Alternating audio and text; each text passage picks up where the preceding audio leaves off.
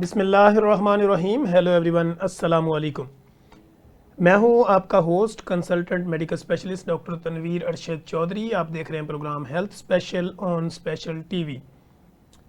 सुनते कानों देखती आंखों को डॉक्टर तनवीर अरशद चौधरी का सलाम मोहब्बत। जैसे कि हमारी तमाम ऑडियंस जानती है कि हमने हमेशा करंट इशू को टाइटल करने की कोशिश की है।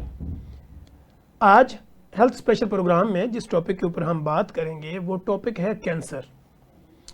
आज के दौर के अंदर कैंसर के बढ़ने की वजूहात क्या होती हैं, फिर इसके साथ साथ कैंसर के मरीज़ हमारे जैसे बर-ए-आज़म के अंदर क्यों बढ़ रहे हैं, इसकी डायग्नोज क्या होती है, काजेज़ क्या होती हैं, इन्वेस्टिगेशन कैसे की जा सकती है, इसकी आपकी बॉडी के ऊपर सिम्प्टोमेटिकली क्या चेंजिंग होते हैं, इन सारे मौज़ूआत पर हम बात करेंगे।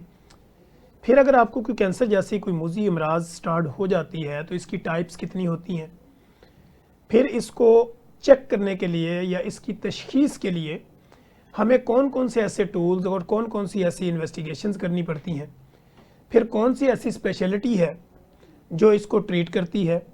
फिर जब जब आपकी बॉडी के ऊपर सिम्प्टोमेटिकली चेंजिंग आते हैं या आपकी हेल्थ से रेलिवेंट कोई ऐसी बीमारियां, साइन, सिम्टम्स आना शुरू हो जाते हैं, तो कहाँ पे आपको किस तरह की गाइडलाइन दी जाए और किस तरह जो है वो हम अपनी पब्लिक को वेल अवेयर कर सकते हैं।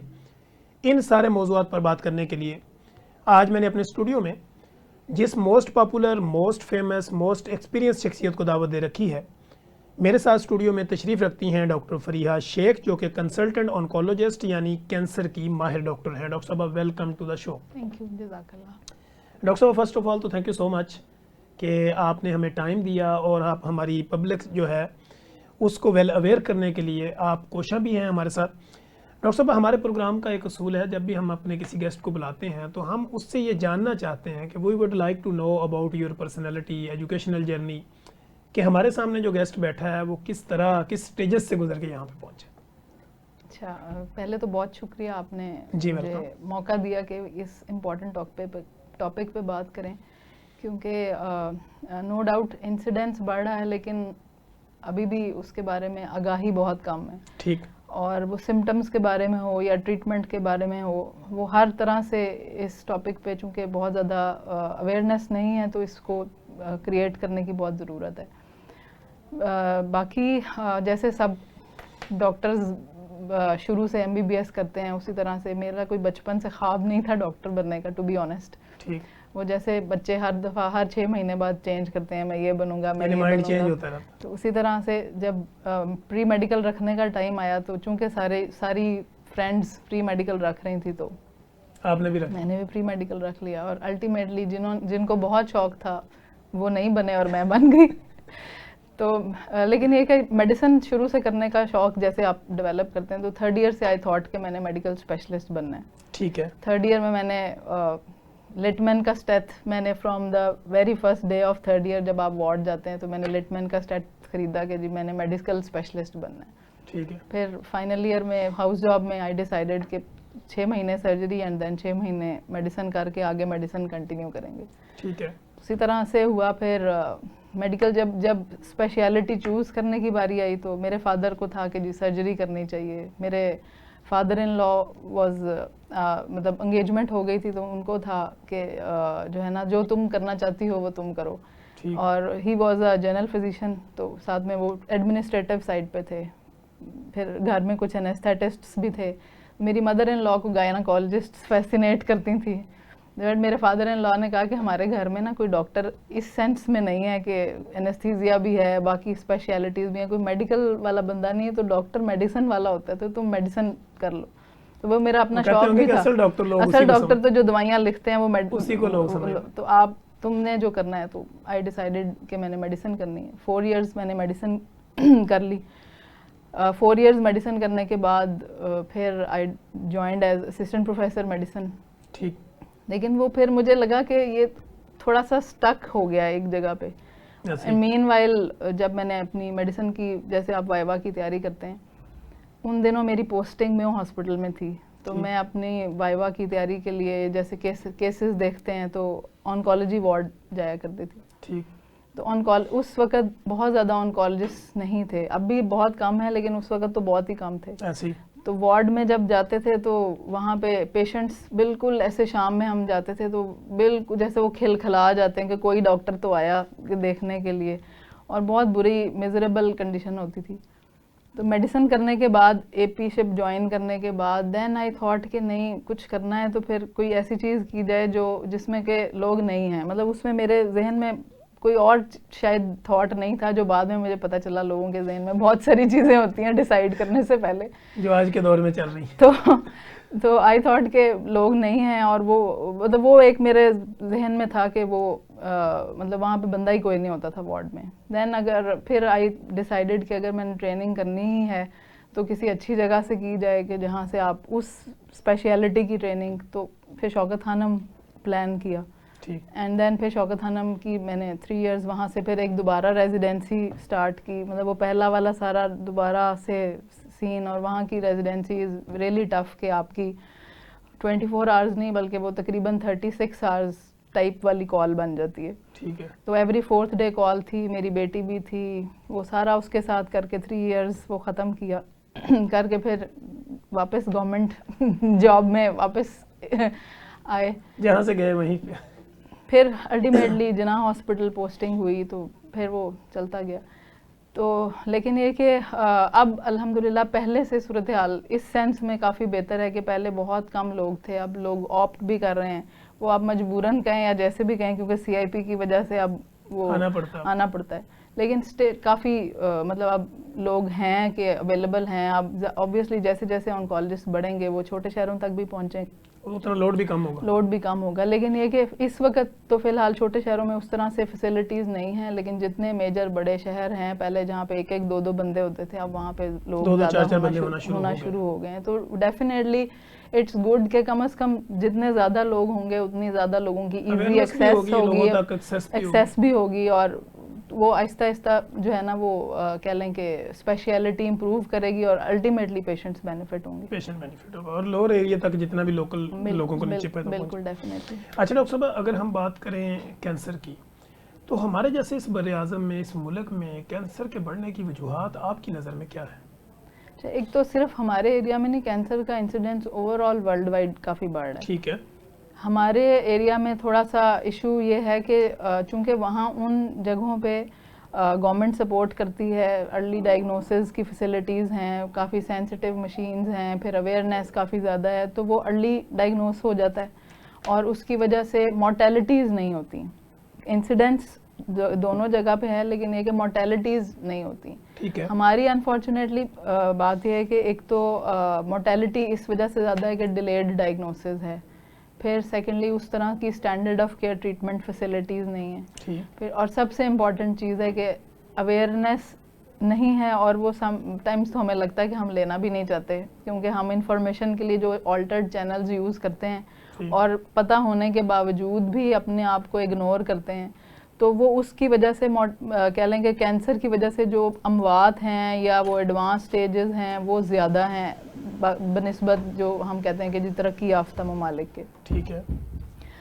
तो और बढ़ने की वजूहात में हम कह सकते हैं, एक तो जो स्ट्रेस, हर बंदा स्ट्रेस्ड है, और वो जैसे कहते हैं कि स्ट्रेस हर बीमारी की जड़ है, जैसे शुगर है, ब्लड प्रेशर है, हार्ट डिजीज़ का इंसिडेंस बढ़ रहा है। लाइकवाइज इसी तरह कैंसर की जो कह लें कि जो वजूहात में जो लिटरेचर जो कहता है वो ये कहता है कि बहुत सारे जो ऑब्वियसली आप उसे साइंटिफिकली तो प्रूव नहीं कर सकते, लेकिन ये कि स्ट्रेस एक मेजर रोल प्ले करती है। ठीक है।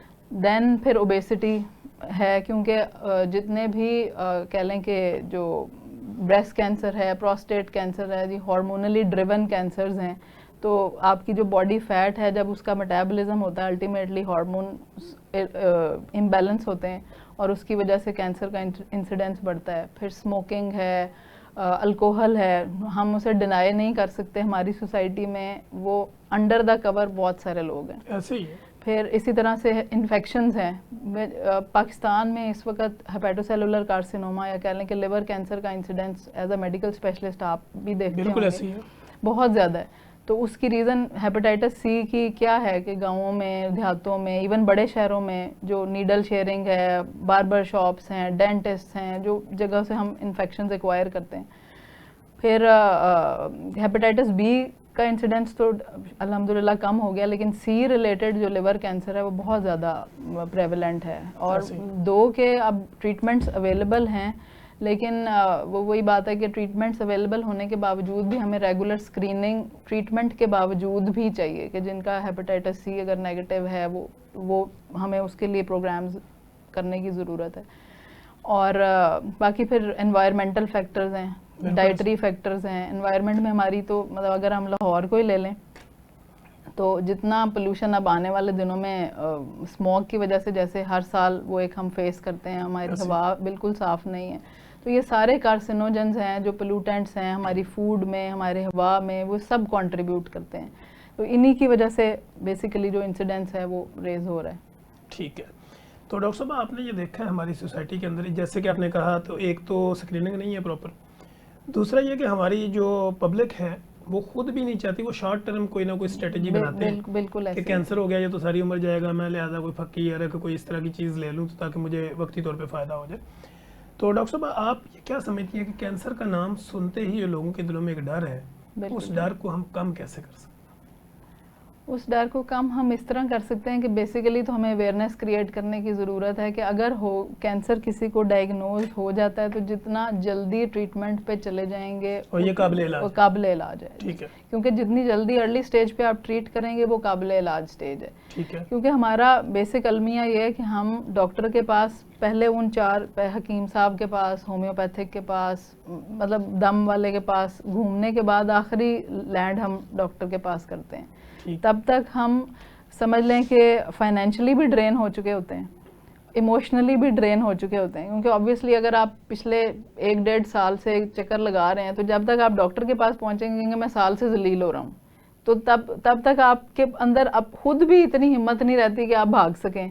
तो उसकी वजह से और डेफिनेटली जिस नए बंदे ने उस प्रोसेस में से गुजरना है उसने उसका वो सारा जर्नी देखना है जो पहले से गुजरा है। तो ऑब्वियसली जब आप देखते हैं तो वो देखते हैं उसके साथ ये हुआ था, तो समझ लें कि अगर मैं इस प्रोसेस में एंटर हो रहा हूँ तो मेरे साथ भी यही होगा।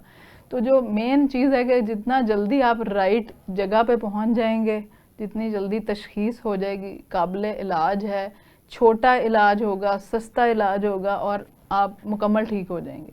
अगर आप लेट जाते हैं तो आप डेफिनेटली आप अगर इनक्योरेबल स्टेज पे जाएंगे तो आपको लाइफ लॉन्ग ट्रीटमेंट चाहिए, उसके लिए ड्यूरेशन भी लंबी हो जाएगी, कॉस्ट भी बढ़ जाएगी और ड्यूरेशन भी बढ़ेगी। फिर उसमें जैसे जैसे आपकी स्टेज बढ़ती है आगे की जो थेरेपीज़ हैं दे आर मोर एक्सपेंसिव, क्योंकि ज़ाहिर है वो टारगेटेड थेरेपीज़ आगे आ जाती हैं, तो वो इसलिए सारा कुछ डबल ट्रिपल होता जाता है। तो इसलिए इसमें इस वाली चीज़ को प्रोपोगेट करने की और प्रमोट करने की बहुत ज़रूरत है कि जितना जल्दी डायग्नोज होगा वो समझ लें कि आप नियर टू क्योर हैं।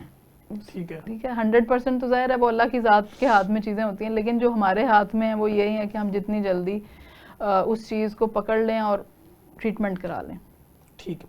अच्छा डॉक्टर साहब, जैसे कि आप जानती हैं कि हमारा ये जो मुल्क है ये एग्रीकल्चर से ज़्यादा वाबस्ता लोग हैं, 70% अगर हम लगें तो फार्मर हैं, किसान हैं। तो वो जो अगर कोई ऐसी दवाइयाँ इस्तेमाल करते हैं जो कि फसलों को स्प्रे की सूरत में दी जाती हैं, तो क्या उससे भी कोई कैंसर होने के खतरात होते हैं? बिल्कुल, ये जो पेस्टिसाइड्स वगैरह होते हैं मतलब वो प्रॉपर जैसे कहें ना, अगर बाहर के मुल्कों में भी डेफिनेटली एग्रीकल्चर वहाँ पे भी है, पेस्टिसाइड्स वहाँ पे भी यूज़ होते हैं, लेकिन वो प्रिकॉशनरी मेजर्स लेते हैं, मास्क वगैरह या प्रॉपर कवर करके वो करते हैं। तो जिन लोगों का प्रोलॉन्ग्ड एक्सपोजर होता है ऐसी दवाइयों का, तो वो उन दवाइयों की वजह से जिस्म में कुछ म्यूटेशंस आती हैं, जैसे या आसान अल्फाज में कहें कि जीनियाती तब्दीलियाँ आती हैं जिसकी वजह से आप एट हाई रिस्क हो जाते हैं कि in long run cancer develop कर सकते हैं। ठीक है। तो अगर इसके मोहतात रहा जाए, अपनी आप की हिफाजत की जाए, तो कैंसर से अपने आप को प्रिवेंट किया जा सकता है। अच्छा डॉक्टर साहब, कैंसर की कौन सी ऐसी टाइप आपकी नज़र में होती है कि जिसको हम लोग ये समझते हैं कि बस अब कैंसर हो गया, ज़िंदगी ख़त्म?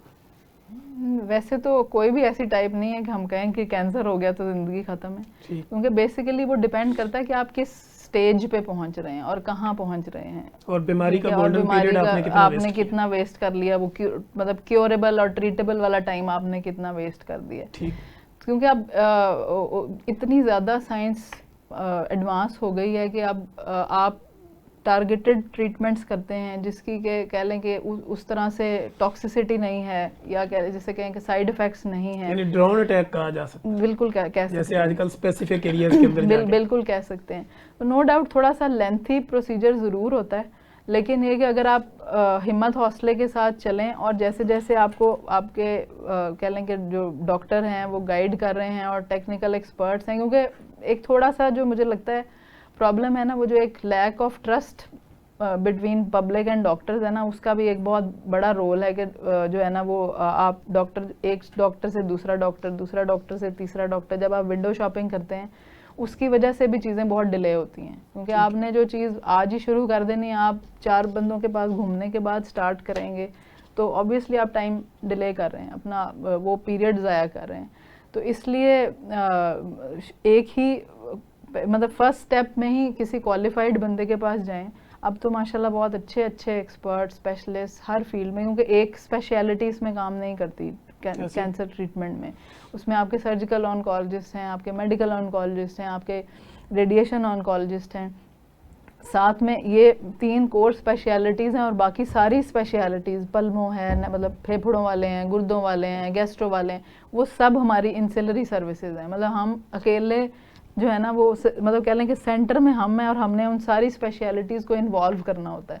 ठीक है। तो इसलिए वो अगर आप किसी कह लें एक्सपर्ट के पास जाएंगे तो वो आपको गाइड करके नेविगेट करके सारी चीज़ें करा लेगा, लेकिन अगर आप किसी इधर उधर घूमते रहेंगे कि आज मैं इधर चला जाता हूँ, आज मैं इधर चला जाता हूँ, तो आप अपना टाइम ज़ाया कर रहे हैं। ठीक है। तो वो अगर ऑन द टाइम अगर आप किसी को डायग्नोज कर लेते हैं बीमारी को तो वो उतना ईजी एक्सेस हो जाता है। ऑब्वियसली। अच्छा डॉक्टर साहब, हम ये देखते हैं कि इसमें कुछ लोगों का ये ख्याल होता है कि मेरी वालदा को कैंसर था, मेरे ख़ानदान में किसी को कैंसर था, तो क्या ये मुमकिन है कि अगर ख़ानदान में किसी को था तो लाजमी आगे भी किसी को होगा? ज़रूरी नहीं है, लेकिन चांसेस बढ़ जाते हैं। ठीक है। इस तरह के कुछ कैंसर्स हैं, जैसे ब्रेस्ट कैंसर है, ओवेरियन कैंसर है, इन कैंसर्स में फैमिलियल होने के चांसेस थोड़े से ज़्यादा होते हैं कि अगर आपकी फैमिली में किसी को कैंसर है, आपकी फैमिली हिस्ट्री है, मदर की बहन, खाला, फुफ्फो, दादी, जो फर्स्ट डिग्री ब्लड रिलेटिव्स में अगर आपके कैंसर्स हैं तो उसमें फिर थोड़ा सा चांस बढ़ जाता है। उसमें आप मतलब वैसे तो कुछ गाइडलाइंस बनी हुई हैं कि अगर किसी को पहले बंदे को ही अगर यंग एज में ब्रेस्ट कैंसर, ओवेरियन कैंसर, कुछ कैंसर्स हैं जिनमें कि अप फ्रंट आप जेनेटिक टेस्टिंग अब रिकमेंडेड है कि अगर पेशेंट का आप टेस्ट कराते हैं, अगर उनका टेस्ट पॉजिटिव है तो फिर फैमिली की स्क्रीनिंग होती है। लेकिन अगर ये कि फॉर्चुनेटली और अनफॉर्चुनेटली पहले किसी के फैमिली में कोई हिस्ट्री थी, वो उसकी अवेलेबल नहीं है, तो दूसरा पेशेंट अगर आ जाता है कि उसी फैमिली का दूसरा बंदा आता है, तो दैट मीन्स कि उसके लिए जो है वो फिर हमें जेनेटिक टेस्ट ज़रूर करा लेना चाहिए ताकि बाकी फैमिली मेम्बर्स हैं वो स्क्रीन हो जाएं। उसमें स्क्रीनिंग के पॉइंट ऑफ व्यू से भी उसकी हेल्प होती है। अगर उनकी स्क्रीनिंग है, अगर वो पॉजिटिव आते हैं तो वो जल्दी अपने टेस्ट स्टार्ट कराते हैं कि अगर कोई उनमें थोड़ा सा भी शुरू ही होता है तो आप उसको अर्ली स्टेज पे देख लें। सेकेंडली उन टेस्ट की थेराप्यूटिक इम्प्लीकेशन भी है कि उनके अगेंस्ट अब फिर उन्हीं जेनेटिक म्यूटेशंस के अगेंस्ट अब दवाइयाँ अवेलेबल हैं कि आप उससे आपको ट्रीटमेंट प्लानिंग में भी हेल्प मिल जाती है। तो इस वजह से वो लेकिन एक ही कुछ समटाइम्स ऐसे होता है कि आपको जेनेटिक म्यूटेशन नहीं मिलती और वो उस केस में फिर एनवायरमेंटल फैक्टर्स आ जाते हैं कि चूंकि आपकी फैमिली सेम एनवायरनमेंट शेयर कर रही है तो हो सकता है कि कोई एनवायरमेंटल फैक्टर उसमें प्ले कर रहा हो। और सेकंड जो पॉसिबिलिटी होती है वो ये होती है कि क्योंकि अभी तक सारी म्यूटेशंस तो हम नहीं जान पाए, तो कुछ ऐसी म्यूटेशंस हैं जो कि कह लें जिनको हम कहते हैं कि जी वो अननोन सिग्निफिकेंस वाली म्यूटेशंस हैं जो उस फैमिली में क्लस्टर कर रही हैं और शायद उस फैमिली में वो रन कर रही हूँ। ठीक है जी नाजरीन, कहीं मत जाइएगा, हमारे साथ रहिएगा। यहीं पे वक्त हुआ एक ब्रेक का। ब्रेक के बाद जब हम आएंगे तो डॉक्टर फरिया शेख हमारे साथ मौजूद होंगी और बेस्ड ऑन साइंस गुफ्तगू जारी रखेंगे। वेलकम बैक नाजरीन, आप देख रहे हैं हेल्थ स्पेशल प्रोग्राम और आज के प्रोग्राम में हम बात कर रहे हैं टाइप्स ऑफ कैंसर के ऊपर। फिर इसके अलावा कैंसर की वजूहात क्या होती हैं, किस तरह आपके अपने जो दिफाई निज़ाम को बेहतर किया जा सकता है, फिर इसके साथ अर्ली डायग्नोज करके किस तरह आप अपनी ज़िंदगी में आसानी पैदा कर सकते हैं। इस सारे मौज़ूआत पर हम गुफ्तगू जारी रखे हुए। हमारे साथ स्टूडियो में तशरीफ़ रखती हैं डॉक्टर फरिया शेख जो कि कंसल्टेंट ऑन्कोलॉजिस्ट हैं, मेडिकल स्पेशलिस्ट भी हैं और इसके साथ साथ डॉक्टर साहबा एक वसी तजर्बा रखती हैं और अपने एक्सपीरियंस की बेस के ऊपर जो यहाँ पे गुफ्तगू की जा रही है वो कोशिश कर रहे हैं कि आप लोगों को वेल अवेयर करने की भरपूर कोशिश करें। अच्छा डॉक्टर साहब, जैसे कि हम बात कर रहे थे अभी इसमें कैंसर की टाइप्स के ऊपर या इसकी इन्वेस्टिगेशन या अर्ली स्टेज को डायग्नोज करने के ऊपर, अब ब्रेक के बाद हम प्रोग्राम के इस हिस्से में बात करते हैं। जैसे आपने कहा कि सर्वाइकल कैंसर की हमने बात की, सर्वाइकल कैंसर यानी बच्चादानी के मुंह का कैंसर, ये बच्चियों को क्यों हो रहा है और इसकी जो हिफाजती तदाबीर माएँ अपनी बच्चियों के लिए क्या करें? इसमें बेसिक जो वजह है वो तो लैक ऑफ हाइजीन है। ठीक है, और यानी सफाई ना होने के सफाई बराबर। ना होना, और सेकेंडली आप उसे कह सकते हैं कि अनप्रोटेक्टेड जो सेक्सुअल प्रैक्टिसेस हैं वो भी एक रीज़न है, क्योंकि ऑब्वियसली वो एक रीज़न होती है ट्रांसमिट होने की इस इन्फेक्शन की। ठीक है, तो जिस तरह बाकी इन्फेक्शंस हैं वो किसी भी जगह के होते हैं और वो अगर अनट्रीटेड हों, और बेसिकली हर इन्फेक्शन जो है वो वहाँ पे एक सोजिश बनाता है, क्रॉनिक इन्फ्लेमेशन कॉज करते हैं। उस क्रॉनिक इन्फ्लेमेशन की वजह से इन द लॉन्ग रन वो कैंसर हो सकता है। ठीक। और जो सर्वाइकल कैंसर या बच्चादानी के मुंह का कैंसर है, इसमें आप समझें कि जो लिटरेचर है वो कहता है कि 99% ये कैंसर HPV इन्फेक्शन के साथ होता है। तो अगर आप उस इन्फेक्शन को ट्रीट कर लेंगे या उस इन्फेक्शन को होने नहीं देंगे वैक्सीन दे के, तो उसकी वजह से आप उस कैंसर से डेफिनेटली छुटकारा पा लेंगे या वो होगा ही नहीं। तो इसलिए ये इस वैक्सीन का नाम ही सर्वाइकल कैंसर से बचाव की वैक्सीन इसलिए है कि आप 99% 100% सर्वाइकल कैंसर से बच जाएंगे। HPV इन्फेक्शन जो है आप उससे बच जाएंगे। ना सिर्फ इस प्रोग्राम के से उससे मैं एक और इन्फॉर्मेशन देना चाहूँगी कि ना सिर्फ ये जो HPV इन्फेक्शन है इससे सर्वाइकल कैंसर है, ये मुंह का कैंसर है, मेल्स में जो पिनाइल कैंसर है वो इस इन्फेक्शन से रिलेटेड होता है। तो चूँकि ऑब्वियसली ज़्यादा इंसिडेंस या कह लें कि जो फीमेल्स के पॉइंट ऑफ व्यू से जो है वो सर्वाइकल कैंसर है, लेकिन इट इज़ रिकमेंडेड कि मेल्स को भी सर्वाइकल कैंसर के लिए नहीं सॉरी HPV की वैक्सीनेशन लगवानी चाहिए, बिकॉज ये प्रिवेंटिव है for oral cancer as well. तो मेल्स एंड फीमेल्स दोनों के लिए इस वैक्सीनेशन की इम्पोर्टेंस है। बाकी जो ये अभी रिसेंट पूरी दुनिया में इसके लिए ड्राइव है, क्योंकि सबसे ज़्यादा जो इंसिडेंस है सर्वाइकल कैंसर का जो सारे अंडर डेवलप्ड कंट्रीज़ हैं, जिसमें कि साउथ एशियन कंट्रीज़ हैं, अफ्रीकन कंट्रीज़ हैं, उनमें इसका ज़्यादा इंसिडेंस है। वो इसी वजह से, क्योंकि वो ये हाइजीन और अनप्रोटेक्टेड सेक्सुअल प्रैक्टिसेस, क्योंकि बाहर तो ऑलरेडी ये वैक्सीन जो है डेवलप्ड कंट्रीज़ में ऑलरेडी ये हो रही है, और वहाँ पे स्क्रीनिंग भी ऑलरेडी हो रही है, क्योंकि इसकी वैक्सीनेशन भी है और स्क्रीनिंग भी है। तो अब ये WHO ने प्रोग्राम शुरू किए अंडर डेवलप्ड कंट्रीज़ में कि ये सारे जो अंडर डेवलप्ड कंट्रीज़ हैं they should include these vaccination in their EPI program, so that के हम इस लेवल पे जाके प्रिवेंटिव स्ट्रेटजी के तौर पे इस वैक्सीन को यूज़ करके कम से कम जिन कैंसर्स को हम इस सेंस में बचा सकते हैं कि ये हो ही ना, कम से कम हम उनसे तो अपने लोगों को बचाएं। तो उसमें जो है वो बहुत ज़रूरी है जो माएँ, क्योंकि बेसिकली बच्चों ने तो इस वक्त डिसीजन नहीं लेना, इस वक्त तो माओं ने ही अपनी बेटियों के लिए, बच्चों के लिए डिसीजन लेना है। तो वो बहुत इम्पॉर्टेंट है कि सब लोग जो हैं वो ये वैक्सीन लगवाएं।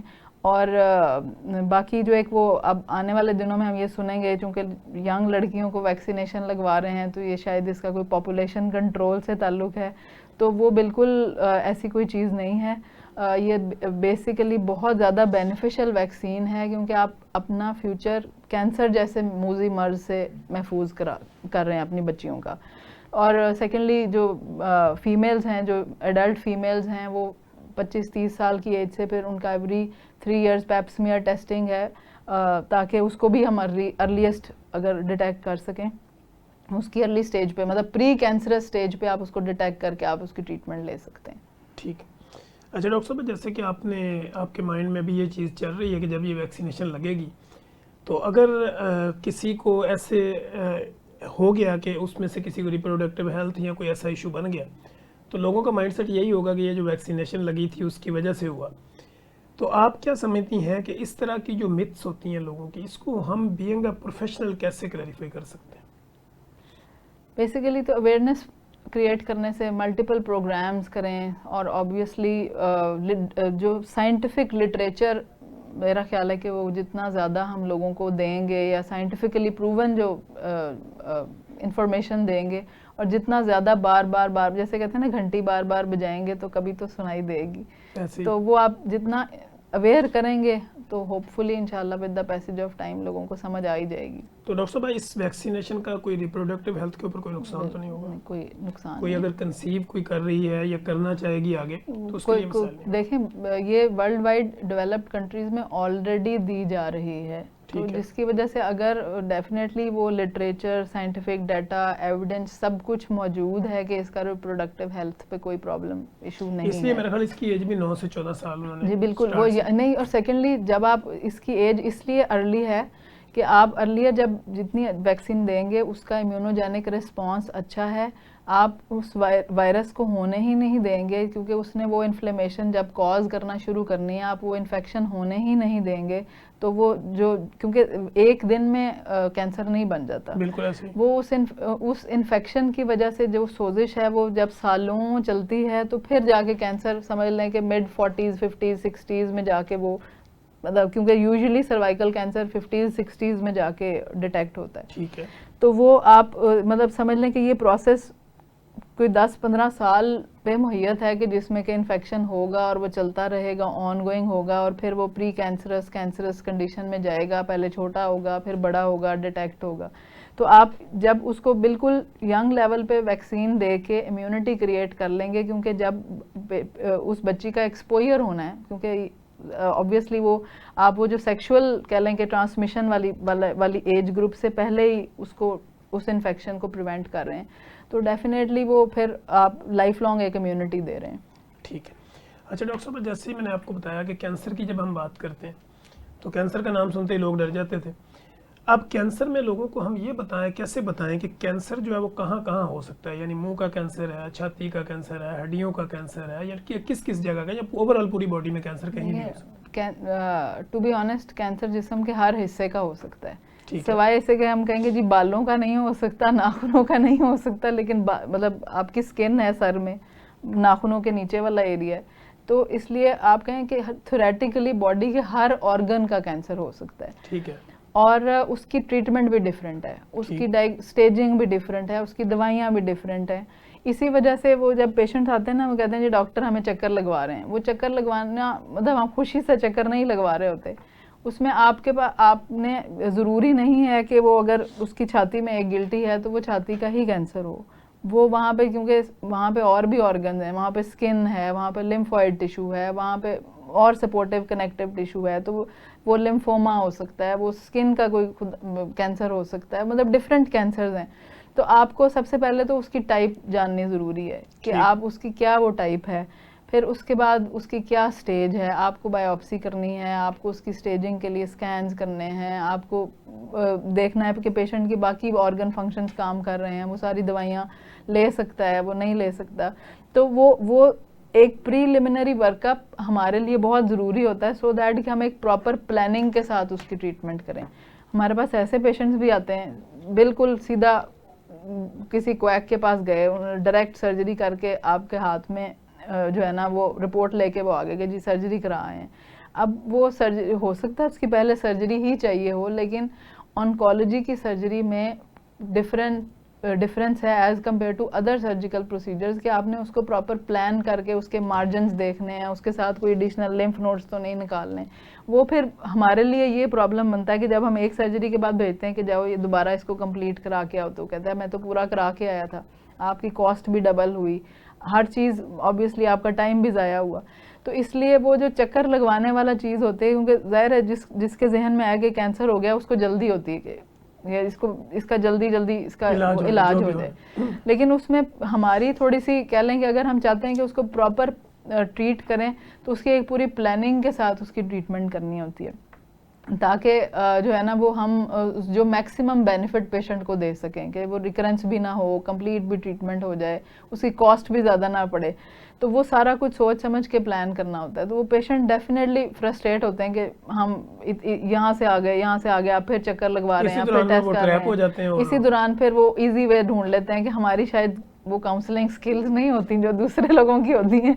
तो वो फिर कहते हैं कि आप मेरे पास आ जाए, मैं इन टेस्टों के बगैर आपको ठीक कर दूंगा, आपको टेस्ट कराने की ज़रूरत ही नहीं है। तो ऑब्वियसली जो बेचारे लोग टेस्ट कॉस्ट की वजह से वो आना जाना देखें, एक सिर्फ एक पेशेंट नहीं होता, पूरी फैमिली सफ़र कर रही होती है। जारी बात है। तो वो आ रहा है, जो साथ आ रहा है जा रहा है, उसकी भी दिहाड़ी ख़त्म हो रही है, एक मतलब सारी चीज़ें वो देखते हैं, तो वो फिर इजी वे आउट ढूंढ लेते हैं कि अच्छा ये टेस्टों के बगैर जहाँ काम हो रहा है तो ठीक है, हम उधर ही चले जाते हैं। ठीक हो गया। अच्छा डॉक्टर साहब, एक चीज़ मैं यहाँ पे क्लैरिफाई करवाना चाह रहा हूँ आपसे। कुछ लोग ये कहते हैं कि मुझे ब्लड का कैंसर है, मुझे बार बार ब्लड चेंज होता है। सेम टाइम हम अपने बड़े बड़े पॉलिटिशियंस का भी देखते हैं कि उनको ब्लड कैंसर है और इनका ब्लड जो है ना वो रिप्लेस होता है बार बार। क्या ये रियलिटी है, मिथ है, या क्या है? ब्लड कैंसर एक डेफिनेट एंटिटी तो है, लेकिन वो ब्लड चेंज होने वाला तो वो तो थैलेसीमिया वगैरह में ही जैसे ब्लड लग रहा होता है।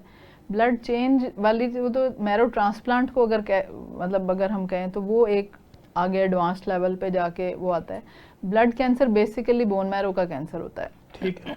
बोन, जहाँ पे जो हड्डी का हमारा खून बनाने वाला गूदा है, उसमें कुछ कैंसर्स होते हैं जो कि बहुत तेज़ वाले कैंसर्स होते हैं, जिनको हम एक्यूट ल्यूकीमियाज बोलते हैं। कुछ कैंसर्स हैं जो बिल्कुल स्लो ग्रोइंग कैंसर्स हैं, जो क्रॉनिक ल्यूकीमियाज हैं, और वो लाइफ लॉन्ग चलते हैं, जैसे शुगर ब्लड प्रेशर होती है। ठीक। और उनमें अब इतनी एडवांसमेंट्स हैं कि कुछ टाइप्स में सिर्फ टैबलेट्स के साथ लाइफ लॉन्ग आप बिल्कुल नॉर्मल ज़िंदगी गुजारते हैं। कुछ टाइप्स हैं जिसमें कुछ ट्रीटमेंट की भी ज़रूरत नहीं होती, आप जस्ट वेट एंड वॉच करते हैं। तो वो उसमें हर कैंसर, क्या कह लें कि हर वैरायटी, हर टाइप ऑफ ब्लड कैंसर भी डिफरेंट है, तो वो उसके हिसाब से ही ट्रीटमेंट प्लान्स वगैरह जो है ना वो होते हैं। ठीक।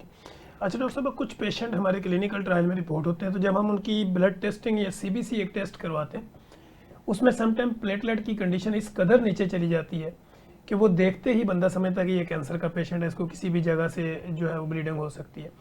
तो क्या सीबीसी इनफ टूल्स है स्टार्टिंग में आपकी कैंसर को पकड़ने का? सीबीसी इंडिकेट ज़रूर करती है, लेकिन उस पर फर्दर टेस्टिंग हमें चाहिए होती है। ठीक। क्योंकि देखें सीबीसी में बहुत सारे इंडिसेस हैं, उसमें एचबी भी है, उसमें वाइट सेल्स भी हैं, उसमें प्लेटलेट्स भी हैं। वाइट सेल्स की भी फिर आगे डिफरेंट फॉर्म्स है, माइलॉइड सीरीज़ है, लिम्फॉइड सीरीज़ है। तो सीबीसी आपको सिर्फ एक इशारा देती है कि कुछ प्रॉब्लम है। अब आपने पहले तो उसको सीबीसी की डिटेल्ड एक स्मीयर जिसे कहते हैं कि पेरिफेरल स्मीयर करा के आपने उसको देखना है कि फिर वो पेरिफेरल स्मीयर आपको गाइड करता है कि अब आपने कौन सा टेस्ट कराना है। क्योंकि आप अगर ब्लाइंडली सारे टेस्ट कराएंगे तो वो तो फिर एक बहुत लॉन्ग लिस्ट ऑफ टेस्ट है। तो आप स्मीयर देख के यू डिसाइड कि ये क्या लग रहा है, फिर आप उसके हिसाब से आपने मैरो करानी है, आपने ब्लड का टेस्ट कराना है, वो फिर आप उसके हिसाब से जो है ना आगे पेशेंट को लेकर चलते हैं। इसी तरह अगर सिर्फ आप प्लेटलेट्स की बात कर लें तो प्लेटलेट्स ज़रूरी नहीं है कि जिसके प्लेटलेट्स लो हैं उसको कैंसर ही है। वो प्लेटलेट्स लो होने की और भी रीजंस हैं। बाज़ दफ़ा सिंपल वायरल इन्फेक्शंस के साथ, जैसे डेंगू वगैरह में प्लेटलेट्स लो होते हैं, बाद में वो ऑटोमेटिकली रिकवर कर जाते हैं, और किसी भी वायरल इन्फेक्शन में प्लेटलेट्स नीचे जाके वापस आ सकते हैं। इसी तरह हेपेटाइटिस सी, बी, सी के जो पेशेंट्स हैं उनके साथ, उनमें भी इसी तरह है। फिर अगली जो है कि कुछ प्लेटलेट्स वाले हैं कि आप बॉडी का इम्यून सिस्टम खुद ही प्लेटलेट्स तोड़ रहा है, जिसे हम आईटीपी बोलते हैं। तो इसलिए वो सीबीसी आपको सिर्फ एक इंडिकेशन देती है कि आप उसकी स्मीयर करा के एंड देन पेशेंट की हिस्ट्री और उसको साथ कोरिलेट करके फिर आप फर्दर टेस्ट प्लान करते हैं कि आप कौन सी साइड पे हमने पेशेंट को लेकर चलना है। ठीक हो गया। तो डॉक्टर साहब, एक आम बंदा जो हमें सुनेगा कभी भी या कहीं भी सर्च करेगा, तो वो अगर कैंसर के कुछ टेस्टों के बारे में इंफॉर्मेशन लेना चाहे तो वो कौन कौन से ऐसे टेस्ट हैं जो कैंसर मरीजों के होते हैं? अच्छा, एक तो चीज़ है कि दो तरह के टेस्ट हम बात कर सकते हैं। एक वो टेस्ट है कि अर्ली डायग्नोसिस के लिए क्या टेस्ट है, मतलब ये कि जैसे कोई हमारा प्रोग्राम सुन रहा है वो भी डर जाए कि जी मैं टेस्ट जल्दी करा लूँ, मुझे कोई मसला तो नहीं।